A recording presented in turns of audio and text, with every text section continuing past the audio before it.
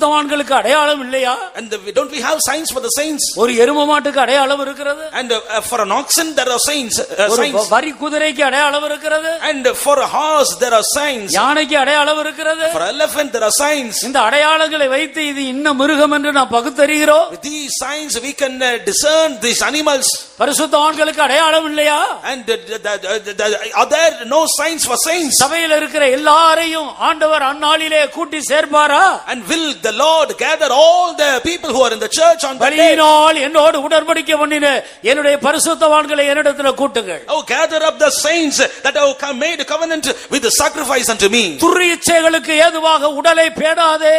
Do not keep your bodies according to the lusts. உன்னை பார்த்து 4 பேருக்கு ஆசை இச்சை உண்டாகக்கூடிய விதத்தில் நீ வஸ்திரம் அந்த நோக்கத்தோடு உடுத்துவாயானால் உனக்கு ஐயோ என்று வேதம் எச்சரிக்கிறது. The word of God is warning you. If woe unto you if you put on garments in order to deceive others, in order to pull others, then you will be lost. பரிசுத்தவானுக்குரிய அடையாளம் எங்கே? Where are the signs of the saints? கர்த்தருடைய நாமத்துக்கு மகிமை உண்டாகட்டும். Glory be to the name of the Lord. ஆனபடியால் காணிக்கையாக ஒப்பு கொடுக்க வேண்டும், பலியாக ஒப்பு கொடுக்க வேண்டும். Therefore offer you as an offering and a sacrifice. மேலும் இதையும் செய்ய வேண்டும். இனி அடுத்து செய்ய வேண்டியது என்ன? மறுபடியும் வாசி. And adding to this you should have to do. மேலும் பரிசுத்தவான்களுக்கு ஏற்றபடி வேசித்தனமும் மற்றெந்த அசுத்தமும் பொருளாசையும் ஆகிய இவைகளின் பெயர் முதலாய் உங்களுக்குள்ளே சொல்லப்படவும் ஒரு பரிசுத்தவான் என்றால் இப்படிப்பட்ட காரியங்களை அவர்கள் பேசவே கூடாது. And if he is a saint he should not speak about all these things also. வாயை திறந்தா திறக்கப்பட்ட பிரேத குழி போலதான். And if they open their mouth it is just like a sepulcher. அசுத்த வார்த்தைகள் and filthy bad words. அடுத்தவருடைய விழுகையை பற்றிய பேச்சு வார்த்தைகள். Always they used to speak about the falling of the others. பணம் சம்பாதிப்பது பொருள் சம்பாதிப்பதை பற்றியதான பொருளாசையை குறித்ததான பேச்சு வார்த்தை. And their words are about the covetousness to gather up riches and money. இவைகளின் பேர் முதலாய் உங்களுக்குள்ள சொல்லப்படக்கூடாது. லோத்தின் மனைவியை நினைத்துக் கொள்ளுங்கள். Let it not be once named among you. Remember Lot's wife. அவள் பொருளாசை உள்ளவளாக இருந்தபடியினால் because she was covetous. கர்த்தருடைய கற்பனையை கைக்கொள்ளாமல் பின் திரும்பி பார்த்தாள். And she turned back leaving the commandment of the Lord. அவளுடைய பொருட்களின் மேல் உள்ள ஆசை அவளை பின் திரும்ப வைத்தது. And the desires which she had upon her substance made her to turn back. ஒரு பரிசுத்தவான் என்றால் அவனுக்குள்ள பொருளாசை போன்ற பேர் முதலாய் அவனுக்குள்ள சொல்லப்படக்கூடாது. If he is a saint, even the name of covetousness should not be found within him. அடுத்து அன்றியும் அப்படியே வம்பும் புத்தீனமான பேச்சும் பரியாசமும் தகாதவைகளே ஸ்தோத்திரம் செய்தலே தகும். இதுதான் பரிசுத்தவான்களுக்கு அடையாளம். These are the signs of the saints. நமக்குள்ள வம்பு கிடையாது. We don't have filthiness. ஆபிரகாமையும் லோத்தையும் கவனித்து பாருங்க. See Abraham and Lot. அவருடைய மந்தை மேய்ப்பர்களுக்குள்ளே வாக்குவாதம் உண்டாயிற்று. And there were quarreling between their shepherds. அது நமக்குள்ள வரக்கூடாது. And that should not be in us. ஆண்டவருக்கு பயந்து நடந்த பரிசுத்தவானாகிய ஆபிரகாம் தனக்கும் லோத்துக்கும் இடையிலே ஒரு தீர்மானம் பண்ணி, நான் வடக்கே போனால் நீ வடக்கே போனால் நான் தெற்கே போகிறேன், நீ தெற்கே போனால் நான் வடக்கே போகிறேன், நமக்குள்ள வாக்குவாதம் வேண்டாம். And this Abraham, who was a fearful saint of God, he made a covenant in between them, and he said unto Lot like this, if I go to north, if you go to north I will go to south, if you go to south I will go to north. விட்டு கொடுக்கிற இருதயம். And giving a heart which நீ ஒரு பரிசுத்தவானா இருந்தால் உனக்குள்ள வாக்குவாதம் இல்லை. If you are a saint you will not have any quarreling in you. கர்த்தர் என்னை ஆசீர்வதிப்பார் என்ற விசுவாசத்தோடு விட்டு கொடுக்க வேண்டும். இது பரிசுத்தவானுக்குரிய ஒரு அடையாளம். And with the faith that God will bless me, you should have to give up. This is a sign of saint. சகோதரனோடு சகோதரன் வழக்காடுகிறான். And brother is quarreling with his brother. அவிசுவாசிகளுக்கு முன்பாகவும் அப்படி செய்கிறார். And they are doing it even before the unbelievers. உங்களுக்குள்ள வழக்கு உண்டானால், if you have any quarreling among நீ ஒரு பரிசுத்தவானாய் இருந்தால், if you are a saint of God, பரிசுத்தவான்களாகிய சபையை நடத்துகிறவரிடத்திலே உன் வழக்கை கொண்டு போக வேண்டும். You should have to take your case to the saints of God who are leading the church. Police ஸ்டேஷனுக்கு போகிறது, கட்ட பஞ்சாயத்து வைக்கிறது, அங்கே கோர்ட்டுக்கு போகிறது, இதெல்லாம் ஒரு பரிசுத்தவானுடைய அடையாளம். Going to the police station, going to the panchayat and going to the court, this is not a sign of a saint. நஷ்டத்தை பொறுத்துக்கொள். You should have to bear the loss. கஷ்டத்தை சகித்துக்கொள். Bear the difficulties. நஷ்டம் வந்தால் வரட்டும். Let loss may come. கர்த்தரை நம்பி விட்டுக்கொடு. And having believing God, கர்த்தர் உன்னை ஆசீர்வதிப்பார். Lord will bless you. இதுதான் பரிசுத்தவானுக்குரிய அடையாளம். This is the sign of the saint. ஆனபடியால் பிரியமானவர்களே, Therefore beloved ones, அம்பு புத்தியீனமான பேச்சு பரியாசம் தகாதவை, nay the filthiness now, foolish talking now, jesting, which are not convenient. எல்லாவற்றுக்காக ஸ்தோத்திரம் பண்ணி ஒன்றுக்கு கவலைப்படாமல் நம்முடைய விண்ணப்பங்களை எல்லாம் ஸ்தோத்திரத்தோடு கூடிய ஜெபத்தினாலே தேவனுக்கு தெரியப்படுத்த வேண்டும். Be careful for nothing, but in everything by prayer and supplication with thanksgiving let your requests be made known unto God. அப்பொழுது எல்லா புத்திக்கும் மேலான தேவ சமாதானம் நம்முடைய இருதயத்தை சிந்தையையும் கிறிஸ்து இயேசுவுக்குள்ளாக காத்துக்கொள்ளும். And the peace of God which passeth all understanding shall keep your hearts and minds through Christ Jesus. இதுதான் பரிசுத்தவான்களுக்குரிய அடையாளம். These are the signs of the saints. நீ ஒன்றுக்கு கவலைப்படாதே. And be careful for nothing. உன் விண்ணப்பங்களை எல்லாம் ஸ்தோத்திரத்தோடு கூடிய ஜெபத்தினால் தேவனுக்கு தெரியப்படுத்து. And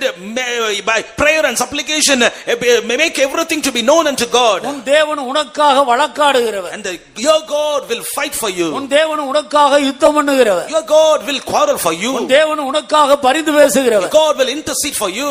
ஆனபடியால் அவர் நமக்காக எல்லாவற்றையும் செய்து முடித்தவர். Therefore he is the one who had accomplished everything for us. கர்த்தரை நம்பி தங்களுடைய காரியங்களை எல்லாம் கர்த்தரிடத்தில் சமர்ப்பிக்கிறதுதான் பரிசுத்தவான்களுடைய அடையாளம். The signs of the saints are submitting their own things unto the Lord in prayer. உபாகமம் 33ஆம் அதிகாரம் 3வது வசனத்துக்கு மறுபடியும் வருவார். Once again shall we come back to Deuteronomy chapter 33 and verse 3. நீ அவருடைய பரிசுத்தவானாய் இருந்தால், if you are a saint, அவருடைய கரத்திலே இருக்கிறாய், you are in his hand, அவருடைய பரிபூரண சித்தத்தின் மத்தியிலே உன்னை காத்துக்கொள்வார். and he will preserve you in the perfect will of God. அனுதினமும் அவருடைய பாதத்தில் விழுவாய். You will sit down at thy feet every day. வேறு எந்த மனிதனுடைய பாதத்திலும் போய் விழ மாட்டாய். You will not fall at anybody's feet. உனக்கு என்ன வந்தால் ஒரே ஒரு பாதம், மரியாள் போய் பாதத்தில் உட்கார்ந்தது போல ஆண்டவருடைய பாதத்தில் விழுவதுதான் பரிசுத்தவானுக்குரிய அடையாளம். Whatsoever may come unto a saint, if he is a saint, the sign is he will fall down only at the feet of Jesus like Mary. ஆசா 39 வருடங்கள் ஒரு பரிசுத்தவானாய் தன்னை காத்துக்கொண்டு எல்லாவற்றுக்கும் ஆண்டவரை நம்பி அவருடைய பாதத்திலே விழுந்தார். King Asa for 39 long years, for all his things, he fell at the feet of the Lord for his needs. ஆனால் அவனுக்கு விரோதமா பாஷா யுத்தத்துக்கு வரும்போது, but when King Baasha was coming against him in the battle, பக்கத்திலே உள்ளதான Benhadad ராஜாவினிடத்தில் போய் அவனுடைய பாதத்தில் விழுகிறார். he is going to the King Benhadad and he is falling down on his feet. அப்போது அவனுக்கு உண்டான கர்த்தருடைய வார்த்தை என்ன?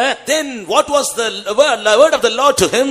தம்மை பற்றிய உத்தம இருதயத்தோடு இருக்கிறவர்களுக்கு தன்னுடைய வல்லமையை விளங்க பண்ணும்படி கர்த்தருடைய கண்கள் பூமி எங்கும் உலாவிக் கொண்டிருக்கிறது. The eyes of the Lord are moving around this earth to show his power to the people who are having a upright heart. இந்த விஷயத்திலே நீ மதியில்லாதவராய் போய்விட்டீர். In this matter you are foolish. பெரிய பெரிய ராஜாக்களோடு யுத்தம் பண்ணும்போது நீ கர்த்தருடைய பாதத்தில் விழுந்தாய், கர்த்தர் உனக்கு ஜெயத்தை கொடுத்தார். When you are battling against many great kings, you fell at the feet of the Lord and the Lord God gave you victory. இப்போது நீ கர்த்தருடைய பாதத்தில் விழாமல் அந்நிய ராஜாவினிடத்தில் போய் விழுந்தது என்ன? Now instead of falling at the feet of the Lord, why do you fell at the feet of the strange king? இது முதற்கொண்டு உனக்கு யுத்தங்கள் அநேகம் நேரிடும். Right from this day onwards you will face many battles. இப்படிதான் இன்றைக்கு அநேக தேவனுடைய பிள்ளைகள் பல உபத்திரவத்துக்குள்ளே சிக்கிக் கொண்டிருக்கிறார்கள். That is why many children of God are entangled in many tribulations. எந்த இடத்தில் விழுந்தாய் என்று உணர்ந்து அந்த இடத்திலிருந்து எழும்பி வர தீர்மானிப்பவார். And in which place you had fallen down,